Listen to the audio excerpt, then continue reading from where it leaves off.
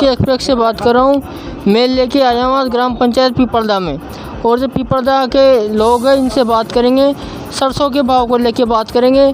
पहले जो सरसों का भाव था वो ज़्यादा था, और अब जो सरसों कट रही है और किसानों की जो मंडियों में जा रही है कि सरसों, तो अब भाव जो है जो बिल्कुल गिरता जा रहा है, और इनको लेके हम बात करेंगे और ये क्या कहना चाहेंगे। हाँ जी, पहले जो सरसों का भाव था वो बहुत ज़्यादा था, 9,500 8,000 की समथिंग था, और जब जैसे ही किसान की फसल कटने लग गई और तो जैसे ही मतलब भाव डाउन जा रहा है लगातार, इसके बारे में आप क्या कहना चाहोगे। पहले आपका नाम बताइए, परिचय दीजिए। मेरा नाम रामरूम मीना है। अच्छा, गांव करेल है मेरा। अच्छा। तो भाई मैं ये कहना चाहता हूँ कि भाई सरसों डाउन कैसे हुई, हाँ, क्यों हुई क्या कर भाई।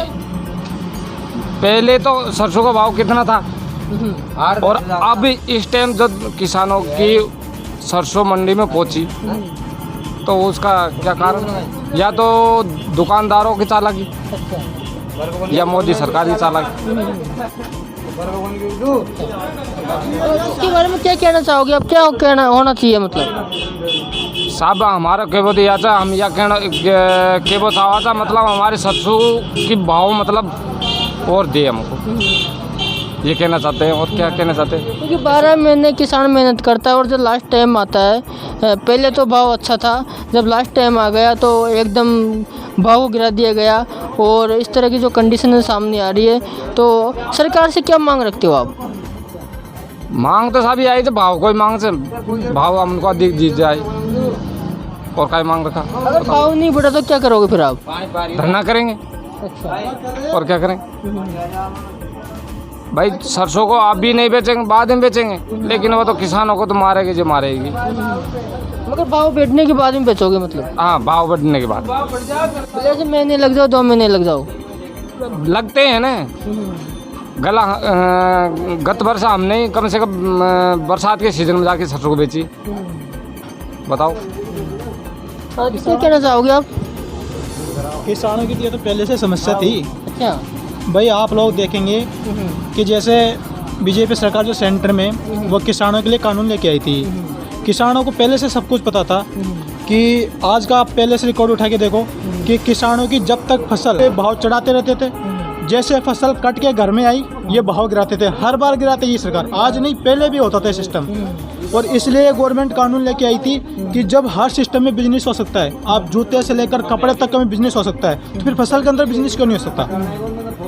किसान अपनी मर्जी के हिसाब से कौन से कॉन्ट्रैक्ट करता कॉन्ट्रैक्टर से, और वहाँ से जो कॉन्ट्रैक्टर है वो अपने हिसाब से फसल लेके जाता। यदि किसान को लगता है कि आज मेरी फसल का भाव यदि गुजरात में ज़्यादा है तो गुजरात में जाके बेच सकता था यदि कानून आता तो। लेकिन अब जो कानून चल रहा है, जो क्या नाम से जो पहले वाला कानून है, वो इसको कानूनी अपराध मानता है कि एक राज्य के बजाय आप यदि दूसरे राज्य में जाके यदि फसल बेचते हो तो वो कानूनी अपराध है, और वही सिस्टम इन्होंने लगा रखा है। तो गत वर्ष तो इतना भाव एकदम नहीं गिरा था, क्या कारण था। यही कारण है। मैं तो आपसे फिर कह रहा हूँ कि यदि गवर्नमेंट के हिसाब से चलाना है सिस्टम किसानों का, तो हर बार आप देखेंगे कि आप देखो कि जो गवर्नमेंट जो किसान होते हैं ना, किसान के बच्चे ही हैं जो गवर्नमेंट नौकरी की तैयारी करना चाहते हैं, और किसान ही जो आत्महत्या करते हैं। यदि जो सिस्टम पहले के हिसाब से वो सिस्टम यदि सही चल रहा था तो किसान आत्महत्या क्यों कर रहा था, और किसान कर्जे में क्यों डूबा हुआ है।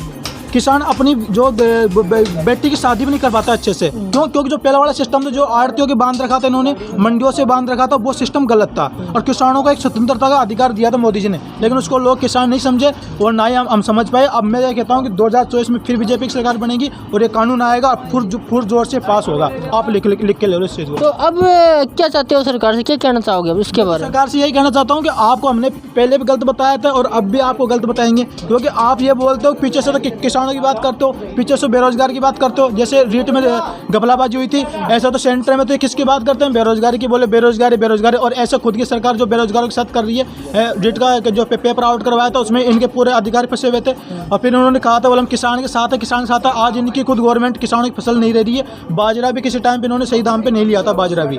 फिर जब यहाँ के हाई कोर्ट ने जब उनको लताड़ लगाई तब जाके इन्होंने बाजरा को MSP पे लिया था।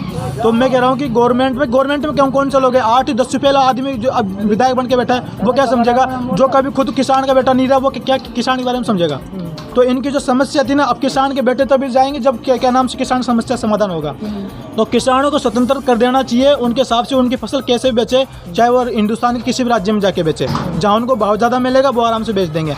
सबसे बड़ी बात इस जो आंदोलन में जो भाग लिया था, न तो राजस्थान के किसान पहुंचे, नहीं पहुंचे, यहाँ से बड़े बड़े नेता पहुंच के बोले साहब हम राजस्थान के किसान हैं। राजस्थान के किसान कहाँ पहुंचा, वहाँ पहुंचा ही नहीं था राजस्थान के किसान। तो वहाँ पे पंजाब और हरियाणा के 2 ही राज्य के किसान थे, वो भी इसलिए क्योंकि जो गेहूँ का उत्पादन होता है, चावल का उत्पादन होता है, वो पंजाब और हरियाणा में ज़्यादा होता है।